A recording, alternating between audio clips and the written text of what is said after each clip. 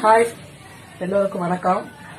இந்த பாத்திரம் என்னன்னு உங்களுக்கு தெரியல. இது நீங்க யாருமே பார்த்திருக்க மாட்டீங்க. இதுதான் ரொம்ப ரொம்ப பழமையான ரயில் அடுக்குன்னு சொல்லுவாங்க. ரயிலுக்கு இதுக்கு என்ன சம்பந்தம் அப்படின்னு நீங்க யோசிக்கலாம். அந்த காலத்துல சேத்ராடம் போறதுக்கு, காசி, ராமேஸ்வரம் இதுக்கெல்லாம் போறதுக்கு சமையல் பண்றதுக்குன்னே பிரத்யேகமா தயாரிக்கப்பட்ட ஒரு பாத்திரம். இதுல என்னென்ன இருக்கு அப்படின்னு சொல்லி உங்களுக்கு காமிக்க போறேன். பார்த்தாலே உங்களுக்கே ஆச்சரியமா இருக்கும். ஃபர்ஸ்ட் ஏதாவது ஒரு காய் பண்றதுக்குள்ள 2 அகலமான பாத்திரம். அடுத்து இத சிப்பல் அப்படின்னு சொல்லுவாங்க. இந்த சிப்பல் எதுக்குன்னா சாதம் வடிக்கிறதுக்கு, கஞ்சி வடிக்கிறதுக்கு, அடுத்து காய் வதக்கிறதுக்கு ஒரு சின்ன இழுப்பச்சட்டி, அடுத்து டவரான்னு சொல்றது காப்பி ஆத்துறதுக்கு இல்ல வேற எதுக்காவது யூஸ் பண்ணிக்கிறதுக்கு.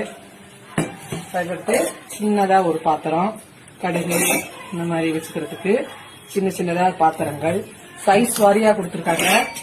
அதே மாதிரி தண்ணி மோந்துக்கிறதுக்கு சின்னதா ஒரு சொம்பு, அதுக்கடுத்து கூட்டு, குழம்பு, ஒரு சின்ன கல்யாணமே செஞ்சிடலாம் இதை வச்சு. அதை விட ஒரு சின்ன பாத்திரம்.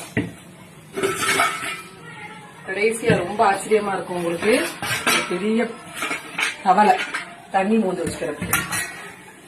இதை விட ஒரு ஃபேமிலியே இதை வச்சு ரன் பண்ணிடலாம். ஆனா அது ஃபுல்லா ஒரு சின்ன அடுக்குலயே காம்பாக்டா ஒரு பெரிய இன்ஜினியரிங் ஸ்டூடெண்ட் கூட யோசிக்க முடியாத அளவு அந்த காலத்துல ரொம்ப அழகா பண்ணிருக்காங்க. எதுவுமே டிஸ்லோகேட்டே ஆகாது. நீங்க வச்சீங்கன்னா அது அழகா செட் ஆகும் எல்லாமே. திருப்பி அதை உங்களுக்கு திருப்பி வச்சு காமிக்கிறேன்.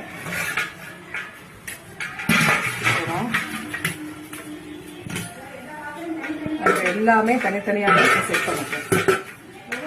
2 1 2 3 4 5 6 7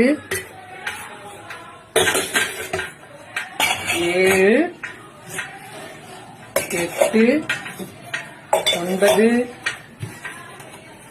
10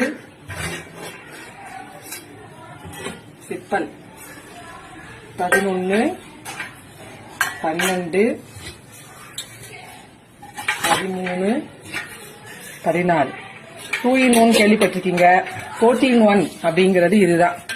இந்த வீடியோ உங்களுக்கு பிடிச்சிருந்தா லைக் பண்ணுங்க, இல்லைன்னா ஷேர் பண்ணுங்க, இல்லை சப்ஸ்கிரைப் பண்ணுங்க. தேங்க்யூ.